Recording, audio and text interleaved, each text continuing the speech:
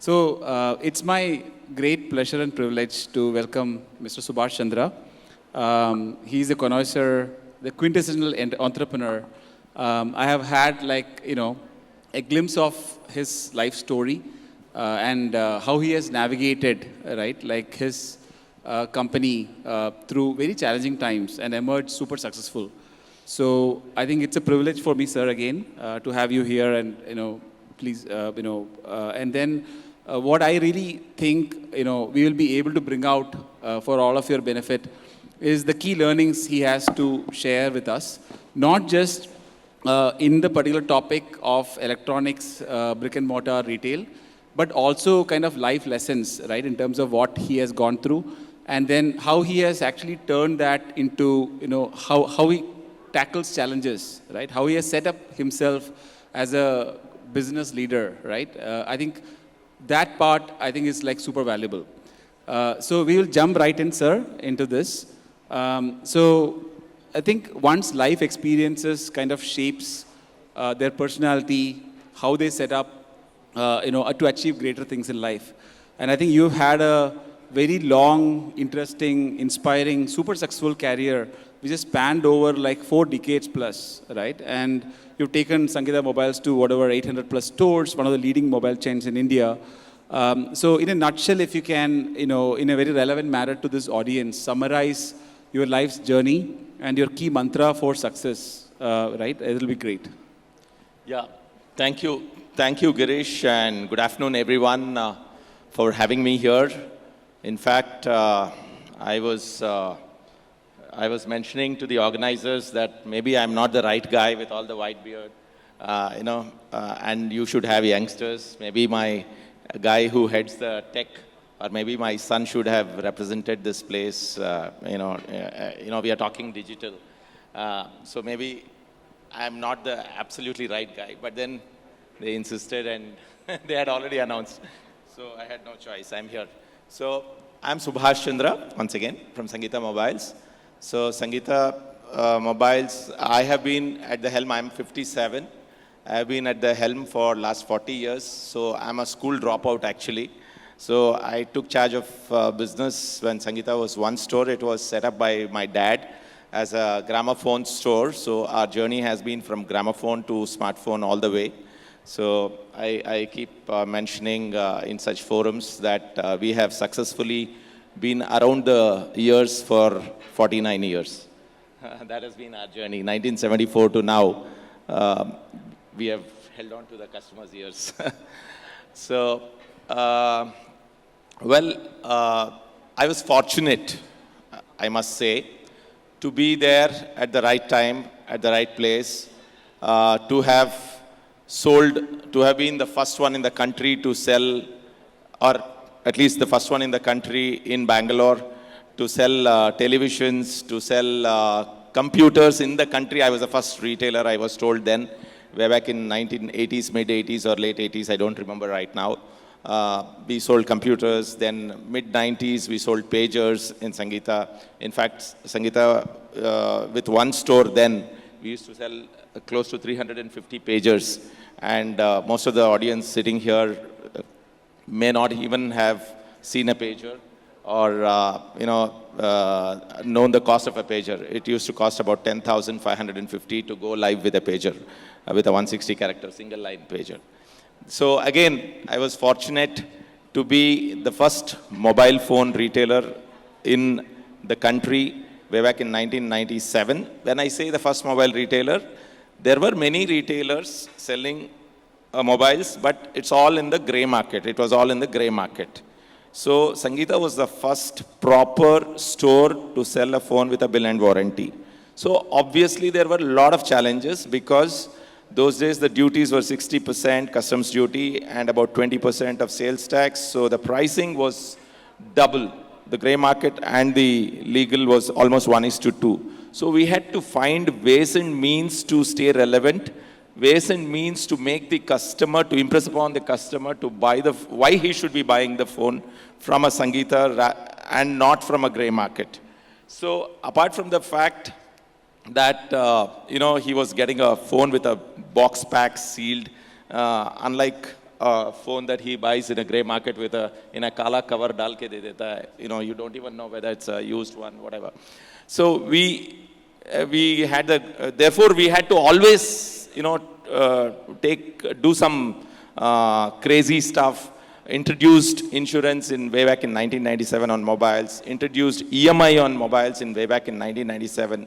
In fact, many people don't know because Sangeeta was just one store then, and our area of operation was only Bangalore. Only people in Bangalore and knew that Sangeeta was the first one in the country to introduce EMI. Many people actually are under the impression that Apple in India introduced EMI on mobile phones for the first time, but actually we introduced. Then, likewise, and as the earlier panelists were mentioning, we also had our share of tough times when online happened in India in 2013, 14, 15, 16. Those 3 years were, 14, 15, 16 were really the toughest years. And we managed to keep ourselves afloat and just above water. And then we had to reinvent ourselves. We had to see, because everyone who walked into the store would show the Amazon or a Flipkart price on his phone and say, "Aapka price kyun itna mehenga hai?" So then that was when I came up with a concept of price drop protection, 30 days of price drop protection. That is, after you have bought the phone, if there is a price drop by the OEM, we would call you and refund the money. This was unheard of. Even today it is unheard of. Other than Sangeeta, nobody in the world does it. 2015 we started. Nobody has been able to even copy it. In fact, it does not make business sense at all. So initially we used to charge 99 rupees to offer that facility. In fact, my sales team was up in arms with me. They said, already we are expensive, and you are asking us to charge another 99 rupees. How on earth is it possible? But all I told them was, see, I sincerely want to call each and every customer and refund the money. It's not just to impress them and be done with the sale. And today, in fact, that made us stand apart. Until COVID happened, we were running that. When COVID happened, suddenly, for the first time in the history of mobile industry, the mobile phone prices started going up. And that's when we discontinued. And we are going to start it again, coming July 1st, probably we will restart. So we have, in fact, sometimes if you do things in such gigantic number, people don't believe it. Sangeeta is a small company. We are not an Amazon. We are not Jeff Bezos or Bill Gates or whatever. We have given away 35 crores of refunds to customers who have bought their phones from us, and in cases where the prices have dropped within 30 days. So this is, thanks for the applause, but this is, when I talk one-to-one with somebody, they sort of, hey, this guy is, bluffing is what they sort of think about it. And then we introduced damage protection. We did away with insurance. We made it assurance. We made it in-house. We made it over-the-counter, a brand new phone if you break the phone. In fact, we even advertised saying, why break bones when you can break phones? If you're angry with somebody, don't get physical. Just throw your phone. Things like that. So we have been doing all these crazy, adventurous, wild things. And therefore, we have been able to survive the onslaught of the online. And then we introduced 2-hour delivery. In fact, many people don't know this. Way back in 2013 itself, we introduced something, we came up with a separate domain called shopnumber47.com. And why did we call it shop number 47? Because we were not getting a name. And I was 47 and my first store was door number 47. I was living in door number 47, incidentally. It's such a coincidence. So we said shopnumber47.com. And having named it shop number 47, we said, okay, can we deliver it in 47 minutes? I'm talking about pre-Zomato, pre-Swiggy days. Pre-Zomato, pre-Swiggy. So then we said, can we deliver in 47 minutes? And all my team said, impossible. So Then we said, okay, 1 hour 47 minutes. So shopnumber47.com delivery in 1 hour 47 minutes. Those days, Sangeeta used to be listed on Amazon Marketplace. We did a lot of business in the initial years with Amazon. And the account managers from Amazon who used to handle Sangeeta at that time, they tried out Shop Number 47. A few of them, in fact, they bought phones and they really appreciated the whole experience. So thereafter, the government changed, brought in some rules and regulations. The brands also started implementing the market operating price very strictly. And therefore, we thought, we have to burn so many dollars on building another brand, Shop Number 47. So let me shut it and go back to sangeetamobiles.com. Maybe it was, looking back, it was not a wise decision. We should have pursued and we should have built that as a separate property. And anyways, we end up doing some mistakes in life, right? So this is one thing that, looking back, we did a mistake. But having said that, then once things started settling down for the offline, at least in the mobile phone space, but what Flipkart and Amazon have very successfully done is to stamp in everyone's mind that online is cheap. Online is cheaper. You get a better deal in online. You guys have very, very successfully done that. So, in spite of that, in reality, it was not so. So, therefore, from 2000, in the last 20 years, we have added 800 stores. We have been on an average run rate of about 10 stores per month we end up opening, including during the COVID year. If you average it, we have been 100 plus stores we have been opening every year. And now we have started investing afresh in online, time, money, effort. And I personally devote a lot of time because that's without online, without commerce, you're totally incomplete. Your future is definitely not in safe hands. So in the last 1.5 years, we have rebuilt our sangeetamobiles.com. We have come back very strongly with our 2-hour delivery promise because it's not Shop Number 47, so we don't say 1 hour 47 minutes, we say 2 hours. And today, I must tell you that we are doing a pretty decent job. And again, as the previous panelist was talking about, today we live in a world where people just don't have patience. They're very impatient generation we live with. They don't pardon you even if you are half an hour late, even if you are 10 minutes late, even if world it's not going to come down crashing, but they abuse you. So in spite of all that, we have been reasonably, I can't say we are doing 100% right, but we are doing reasonably okay. And this is about it. I think what I find fascinating, right, if I have to take one or two things from what Sir said, is I think there is a... Please call me Subhash. Subhash. Yeah, please call me Subhash. I think there is an inherent customer obsession in you, right? I think all the examples which you said, whether it is EMI, which you guys invented, the 47-minute delivery, right? The constant innovations in terms of the insurance, the warranty, the upsells which you said, the price drop protection. I think I find underlying customer obsession to make sure that you retain the customer's trust at all points of time.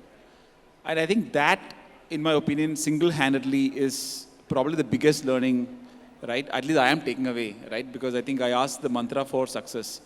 And this is something which I truly believe in. I think the trust in your customer and not kind of losing that, however challenging the times may be, right? I think that's like a endearing thought. It's an endearing philosophy. I think every businesses, I think it works for every businesses in the longer term, right? So I think that is... the most important thing, yes, we are sitting in a conference where we are talking about technology, we are talking about digital, we are supposed to be talking about digital and technology at least. But trust is the word. Everything starts with trust. Between two human beings also, unless you have trust, you really, if I'm suspecting every word that comes out of your mouth, then how do I even transact with you? How do I even get close to you? So, especially in business, in a retail organization, and that too in a country like India, where the tendency is to cheat. At least most of the Or short-term gains. yeah. Let us not. Okay, Yeah. maybe it's a wrong word, bad word. Yeah, I should not use such words. No. Yeah, I think yeah. like because I think the objective of people may not be to do that. Yeah. But subvertently it might happen. But I completely agree. I think trust is very difficult to kind of earn. It takes years, but I think you can lose it very quickly, right? Like so. Yes. I think protecting it at all costs is probably like and all the technology and all paraphernalia around it are just to enable it, right? I think that's probably my biggest learning from what I heard you say, right? Yeah. And that's probably an important input for all the retailers sitting here as well. Yeah, and then we were actually, Girish, we were talking about what Omnichannel is and how are you doing it, on that. What I would like to say is, all these years, in fact, in the last few years, every conference that we attend, Omnichannel is the word that everybody uses. For me, as a layman, there is an online, there is an offline. An offline is where the customer is coming to you and we experience the customer. And online is where the customer is walking into your online store and he experiences us. Absolutely. I would like to put it this way. Where the customer is walking in, we get to experience the customer. Of course, the customer also experiences us. In an online, we are not there at all. He is experiencing the brand. So for me, there is no omni-channel. There is only this. This is what. And for us, how we are doing it is all the billing happens from the stores. The delivery happens by the store guy. It's not a courier, at least in the southern states where we are there and where we are promising the 2-hour delivery. It's not a courier boy who's going and delivering. It's a mobile expert who is going and delivering. This exact sales guy who is attending to you in the store. He's the guy who is going and delivering. So that entire experience of a mobile expert attending to you, helping you do the data transfer and download whatever apps you want, etc., etc. Leave them aside. They're all ways to serve the customer. And what Subhashji has so nicely articulated, I think if you keep the customer trust in the center of everything, and then, as long as you're serving the customer well by adapting technology, by, using all the channels you have and all the product and services you build around that. And if you serve the customer well, and to the extent he has gone through and to kind of, look at all aspects, how we can serve customer, maybe even be a step ahead of others. I think that thought of keeping customer in the center is probably the biggest learning, at least I had from this session. Even for offline retail, right? It doesn't matter what business you are. And that's probably my summary of, this whole conversation. Yeah, you know very well, mobile, yeah, I'm closing it, one last line. Mobile is the most competitive industry. On any street, there are more than 20 mobile shops. And Amazon and Flipkart, the online players, their maximum contribution, more than 50%, 60% of their GMV or whatever, is coming from the mobile phones. So being in such an industry and the very fact that, and we don't have a franchisee model, we can't afford to have a franchisee model, at least as of now, because of the low margins. So I think, yes, we have the love of the customer and we seem to have done some things right at least. Really, really well. Thank you. Thank you. With that, I think we should. Please give it up for Mrs. Subhash Chandra.